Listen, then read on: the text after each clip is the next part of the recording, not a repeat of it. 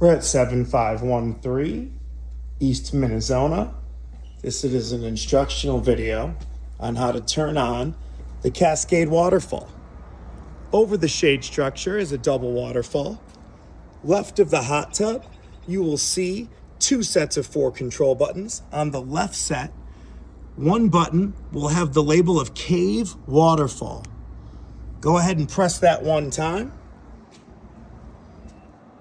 and then the waterfall will start.